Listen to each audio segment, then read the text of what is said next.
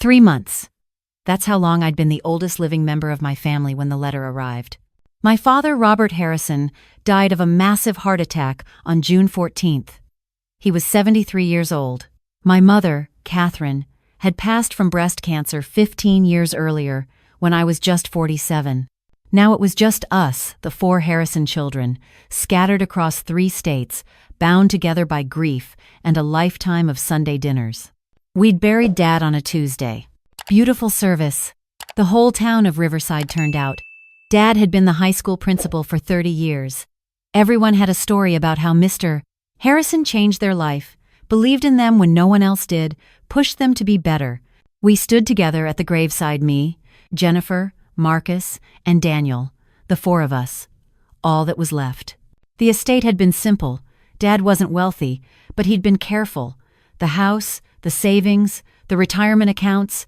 His lawyer, Gerald Henderson, had walked us through everything 2 weeks after the funeral. Equal shares. Everything split 4 ways. Dad had always been fair like that. He'd taught us that family meant no one got left behind. By September, I thought we were done. Checks had been distributed. The house was on the market. We divided Mom's china and Dad's tools and the photo albums. There had been tears, sure. Arguments about who should get the antique desk, who deserved the guitar Dad never learned to play. But we'd gotten through it. We were healing. Then, on September 23rd, exactly 3 months and 9 days after Dad's funeral, the letter came. I was in my kitchen in Portland when I heard the mail slot clank. I almost didn't check it right away. I was making coffee, staring out the window at the rain, thinking about nothing and everything. Thinking about how Dad would call every Sunday at 9 a.m. Thinking about how my phone never rang anymore at 9 a.m. on Sundays. The envelope was thick, cream-colored, expensive paper. My name, Sarah Catherine Harrison, in Gerald Henderson's precise lawyer handwriting.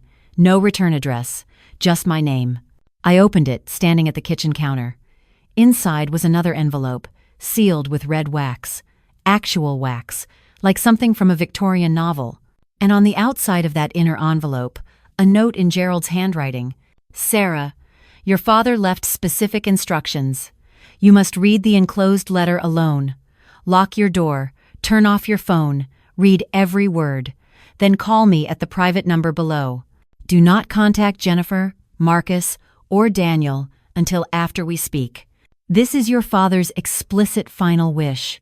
I'm sorry you have to carry this burden. Gerald. My hands started shaking. The coffee pot beeped behind me. The rain kept falling. I locked the front door. I turned off my phone.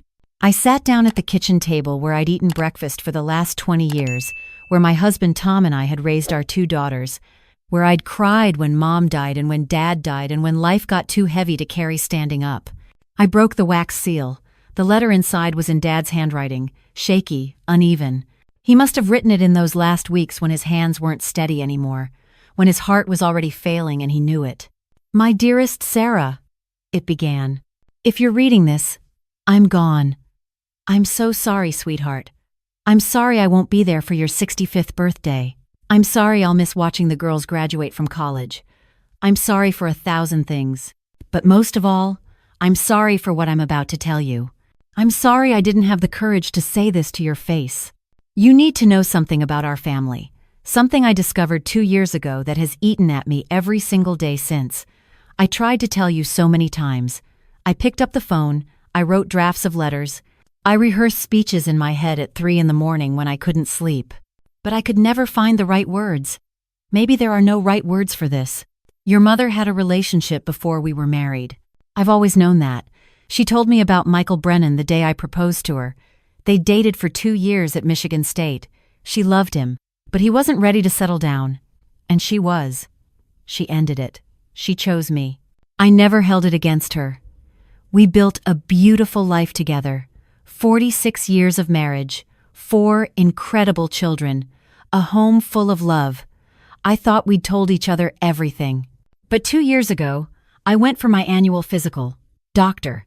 Morrison ordered some new genetic screening tests. Insurance covered it. He said it was routine for men over 70, looking for predisposition to certain cancers, heart conditions, that sort of thing. The results came back with a note. Dr. Morrison called me into his office personally. He closed the door. He said there were some irregularities he needed to discuss. Sarah, the genetic markers showed something impossible. The DNA indicated I could not be the biological father of 3 of my 4 children. The inheritance patterns didn't match. He showed me charts, probabilities, scientific explanations I barely understood. He said there was no question you were my biological child. The markers were definitive. But Jennifer, Marcus, and Daniel, 1, 2, or possibly all 3, showed genetic patterns inconsistent with being my offspring. I didn't believe it at first. I demanded he retest. He did. Same results. I went to another doctor in Seattle, told him I was confirming results for a life insurance policy. Same findings. Your mother had been gone for 13 years by then. I couldn't ask her. I couldn't demand explanations from a ghost. I spent months in agony. I looked at your siblings differently, searching for signs, for clues. Jennifer has my mother's eyes, or so I always thought. But maybe I'd just convinced myself of that. Marcus has my build, my way of walking. But couldn't that just be learned behavior? Daniel sounds exactly like me on the phone, but voice isn't DNA. I hired a private investigator. I know that sounds crazy, but I had to know. He found Michael Brennan living in Tucson, retired architect, never married, no children or none that he claimed. The investigator was discreet. He got a DNA sample from a coffee cup Michael left at a Starbucks. I don't know if that was legal. I don't care. I had it compared to the samples from my genetic test. Sarah, Michael Brennan is a biological match to at least one of your siblings. The report said the probability was 99.7%, but the investigator couldn't tell me which one, or if it was more than one. I only had my DNA, Michael's DNA, and the data from my genetic screening.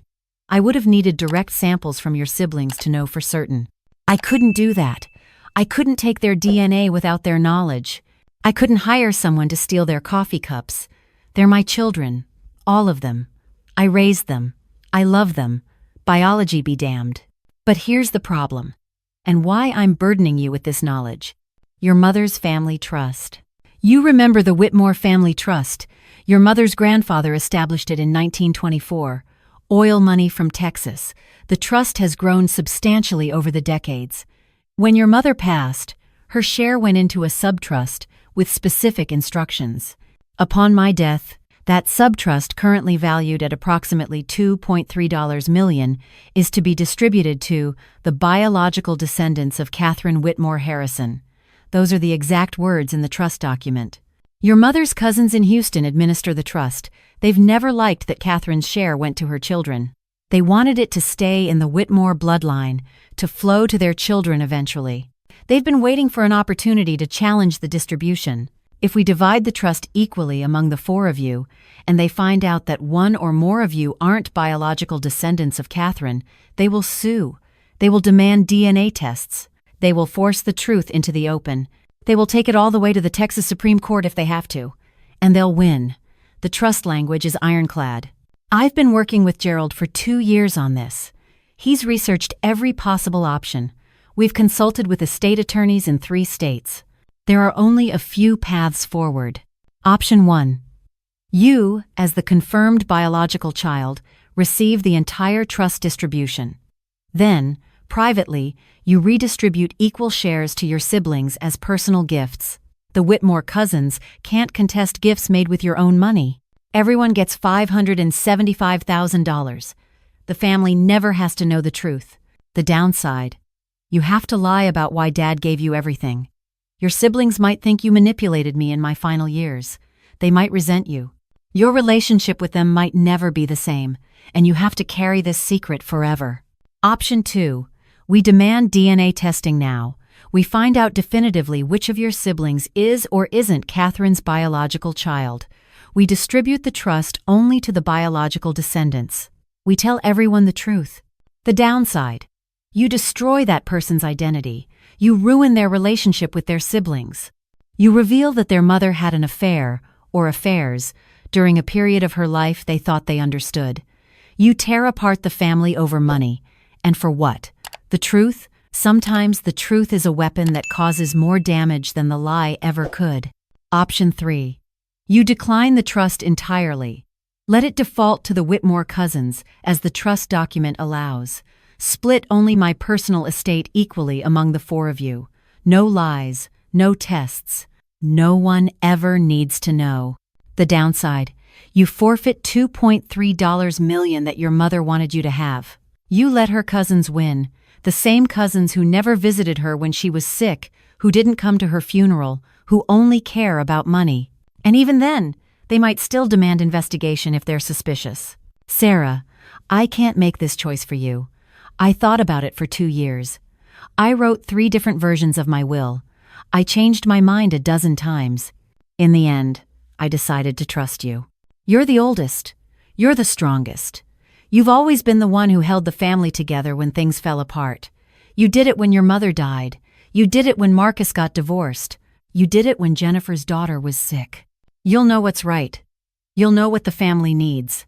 Whatever you choose, know this. I love all 4 of you exactly the same. Biology doesn't matter. You are all my children. You were there for every skinned knee, every report card, every Christmas morning. You're there in every memory that matters. The investigator's report is in a safe deposit box at First National Bank, box 447. The key is taped to the back of our wedding photo in my bedroom. If you want to know more, it's there. If you want to destroy it without reading, that's your choice too. I'm sorry to leave you with this burden. I thought about taking it to my grave. But the trust money complicates everything. If I did nothing, the cousins might investigate anyway. At least this way, you have control. You have options. You have time to think. Talk to Gerald. He's a good man. He'll walk you through the legal aspects without judgment. Trust your heart, sweetheart. You've always had the best heart of anyone I've ever known. I love you. I'm proud of you. And I'm sorry. Dad, I read the letter 3 times. Then I sat at the kitchen table and cried for 45 minutes straight. Huge, gulping sobs. The kind of crying that comes from somewhere deep in your chest, somewhere you didn't even know could hurt. When I finally stopped, when I could breathe again without choking, I picked up my phone with shaking hands. I called Gerald Henderson. "Sarah," he answered on the first ring. His voice was gentle. "You've read it. How long have you known?" My voice came out hoarse, broken. 2 years. Your father called me the day after he got the genetic results. We've been working on this ever since. I'm so sorry, Sarah. I wanted to tell you when he was alive, to prepare you, but he made me swear. "Which one?" I whispered. "Which one of them isn't his?" "I don't know. Your father didn't want to know. He stopped the investigation before getting that answer. He said it didn't matter. He said they were all his children regardless. But the money matters to the Whitmore cousins. They've already sent preliminary inquiries.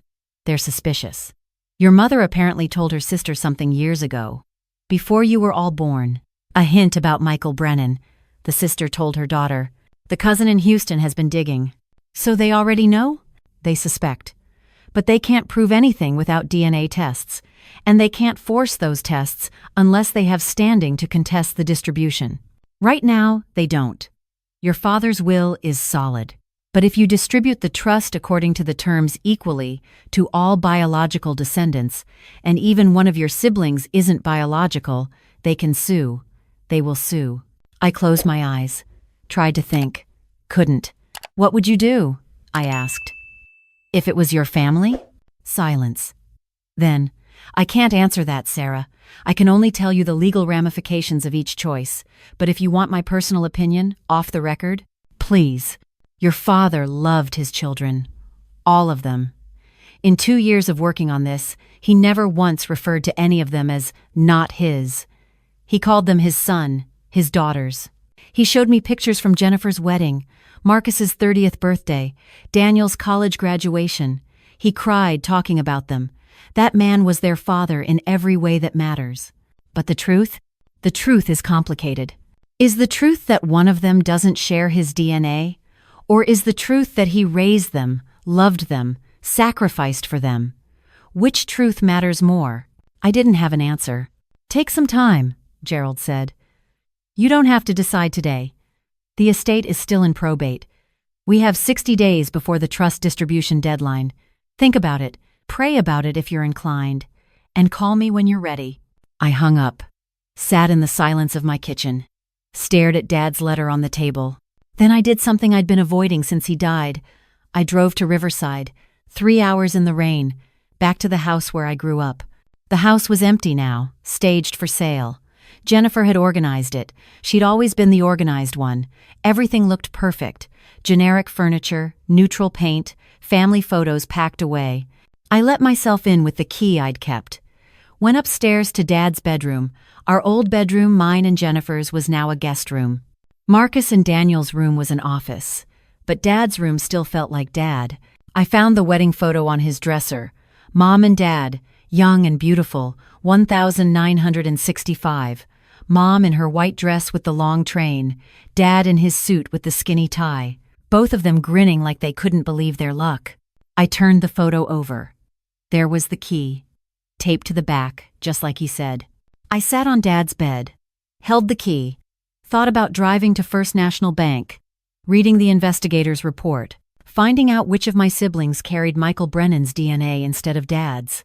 Jennifer, 38 years old, high school English teacher, married to David for 12 years, 2 kids, Emma and Sophie. Jennifer with her careful planning, her color-coded calendars, her need for everything to be perfect. How would she handle knowing her whole identity was based on a lie? Marcus, 35, contractor, divorced, no kids. Marcus, who looked so much like Dad, who walked like him, who had his stubbornness and his sense of humor. Marcus, who'd been lost since the divorce, who was just starting to find himself again. Would this destroy him? Daniel, 32, physical therapist, engaged to Rachel.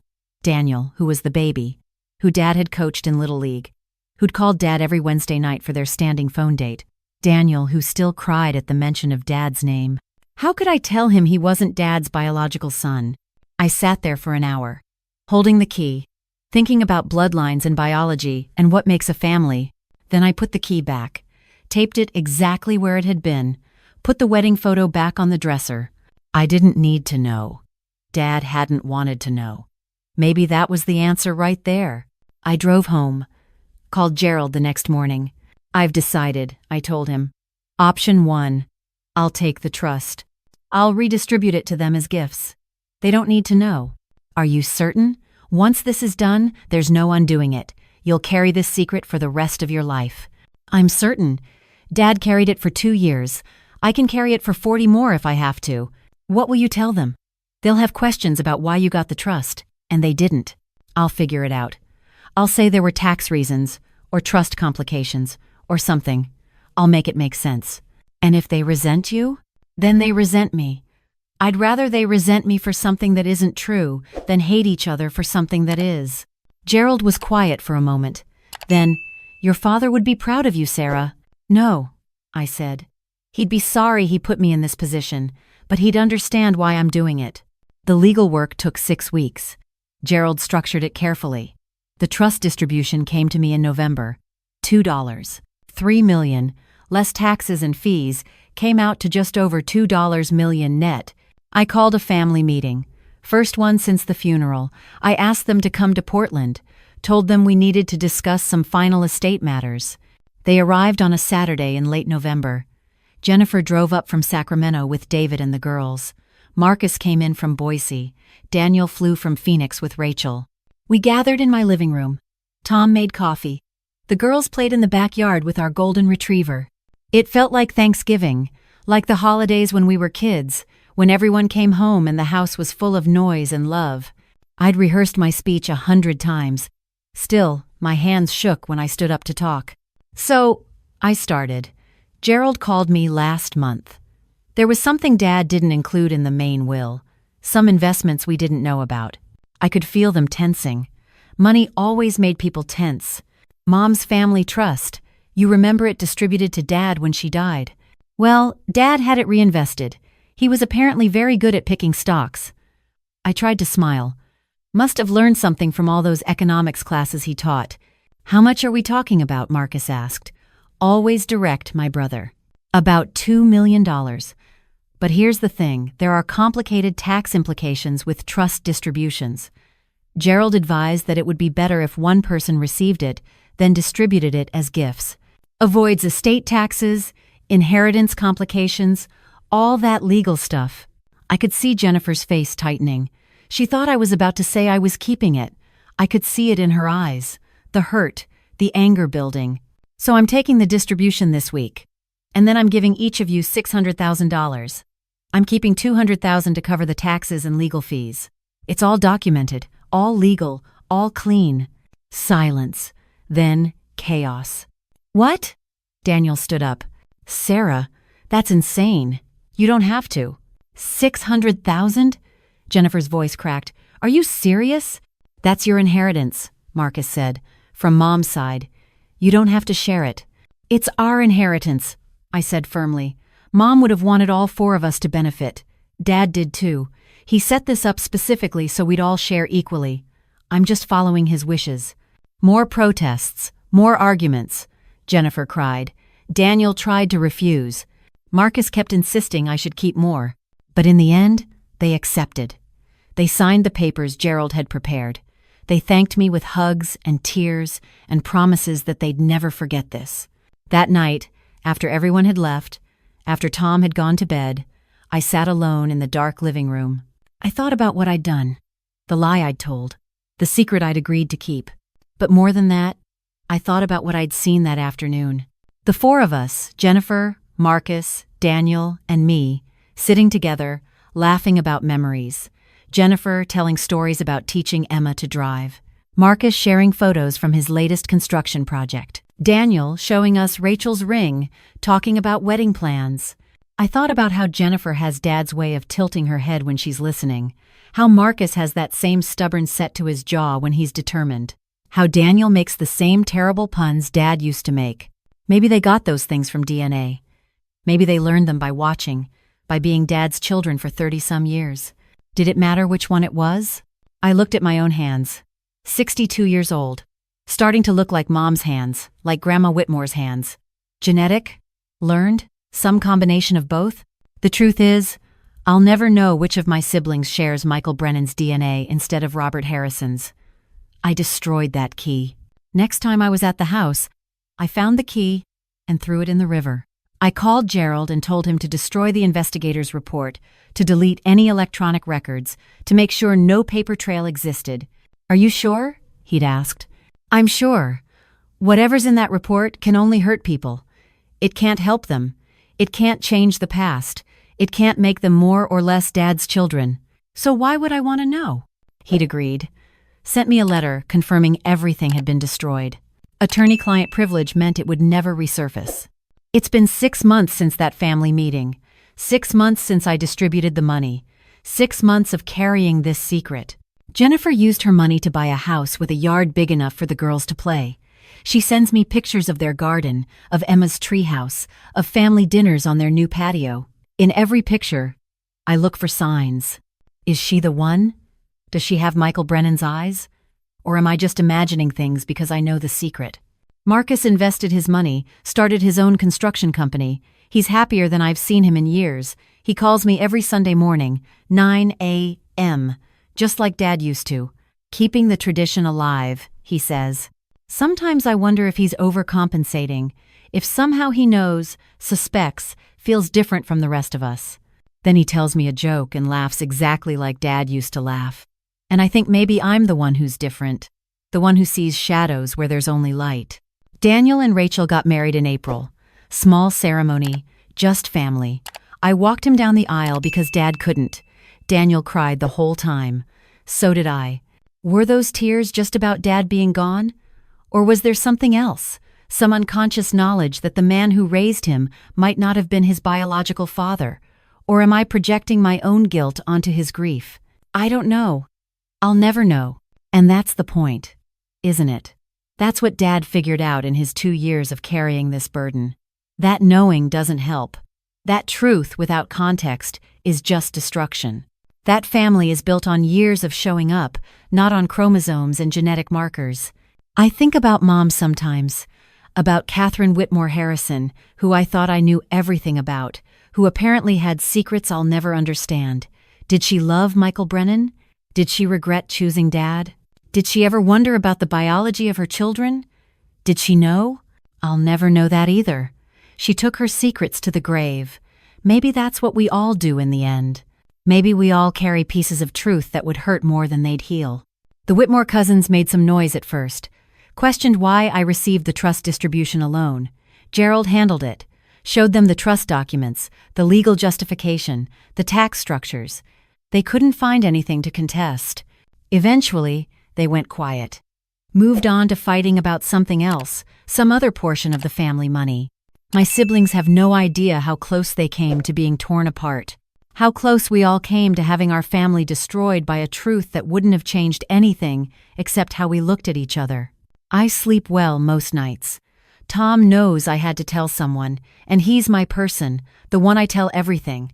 He held me the night I made the decision, told me I was brave, told me I was protecting them, told me Dad would be proud. Some nights I'm not so sure. Some nights I lie awake and wonder if I made the right choice. If honesty is always better than deception. If my siblings have a right to know their own biology, their own history, even if it hurts. But then I think about Thanksgiving last year. All 4 of us at my house, Jennifer's family, Marcus with his new girlfriend, Daniel and Rachel. 15 people around my dinner table. The girls asking when Grandpa Robert would get there, then remembering he was gone, then crying, then comforting each other. We told stories about Dad, shared memories, argued about which version of events was correct. Jennifer insisted Dad's favorite pie was apple. Marcus swore it was pecan. Daniel said it was cherry. We laughed about how we couldn't even agree on that, how we'd all remembered different pieces of the same man. And I realized that's what family is. Not agreed upon facts, not matching DNA, but shared memories, even when we remember them differently. Shared history, even when we don't know all of it. Shared love, especially when it's complicated. I made my choice. I chose to let them be siblings without asterisks. I chose to let Dad be their father without qualifications. I chose love over truth, peace over honesty, family over biology. Maybe someday one of them will take a DNA test for fun. Ancestry.com or one of those services. Maybe they'll discover the truth on their own. Maybe then they'll be angry at me for keeping it from them. Or maybe they won't care. Maybe by then they'll understand what I understand now. What Dad understood. That the man who shows up at your soccer games is your father. That the woman who braids your hair is your mother. That the people you fight with over pie preferences are your siblings. Blood matters. Of course it does. Genetics matter. Medical history matters. Heritage matters. But it's not everything. It's not even the most important thing. The most important thing is this. 3 months after Dad's funeral, his lawyer gave me an impossible choice, and I chose to protect my family. I chose to be their sister, wholly and without reservation. I chose to honor the man who raised me by protecting the people he loved. I don't regret it. I won't regret it. Even on the nights when the secret feels heavy, when I wonder if I'm doing the right thing, when I question everything. Because at the end of the day, family isn't about who gave you your DNA. It's about who gave you their time, their love, their whole heart. It's about who showed up, who stayed, who chose you, every single day. Dad chose all 4 of us, every single day of his life. He knew the truth, and he chose us anyway. He chose love over biology. He chose us over the easy way out. I'm just following his example, carrying his legacy, protecting his children, all of them, all 4 of us the way he would have wanted. If you're listening to this, if you've made it this far in my story, maybe you're carrying a secret too. Maybe you know something that could change everything, destroy everything, if you spoke it out loud. I can't tell you what to do. Every situation is different. Every family has its own needs, its own complications, its own capacity for truth. But I can tell you this. Sometimes, love means protecting people from truths that would only hurt them. Sometimes, wisdom means knowing which secrets to keep and which ones to tell. Sometimes the most courageous thing you can do is carry a burden alone, so the people you love don't have to. My father carried this secret for 2 years. It ate at him. I know it did. But he carried it because he loved us more than he needed us to know the truth. Now I'm carrying it. And I'll carry it for the rest of my life. For Jennifer, for Marcus, for Daniel, for the memory of the man who taught me that family isn't something you're born into, it's something you choose, every single day, with every single choice. That's my story. That's my choice. That's my burden and my privilege. And if I had to do it all over again, I wouldn't change a thing.